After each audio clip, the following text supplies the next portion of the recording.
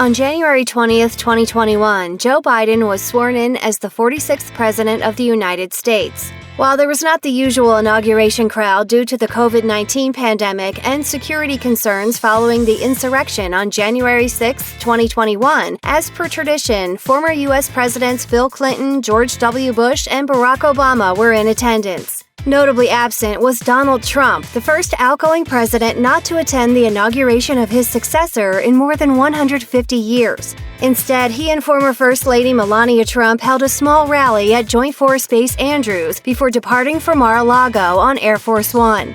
The former president also broke tradition by not hosting the incoming president and First Lady at the White House prior to the inauguration.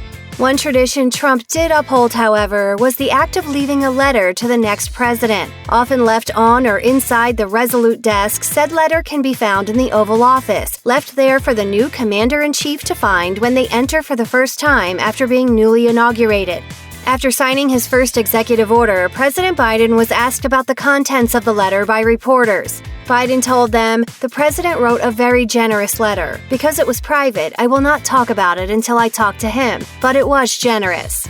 A senior Trump aide told CNN that the letter was on his list of things to do the night before the inauguration, and he did not show it to many aides. While former President Donald Trump did not share his letter with many of his aides, a senior Trump aide described the letter as a, quote, personal note that prayed for the success of the country and that Biden's administration would care for the country, per CNN. According to a Bloomberg reporter, Trump did not place the letter in the office himself, rather tasking an aide with doing so instead. During the Biden-Harris administration's first press briefing, White House Press Secretary Jen Psaki refused to elaborate on the letter's contents, saying, "This is a letter that was private, as he said to you all. It was both generous and gracious, and it was just a reflection of him not planning to release the letter unilaterally, but I wouldn't take it as an indication of a pending call with the former president."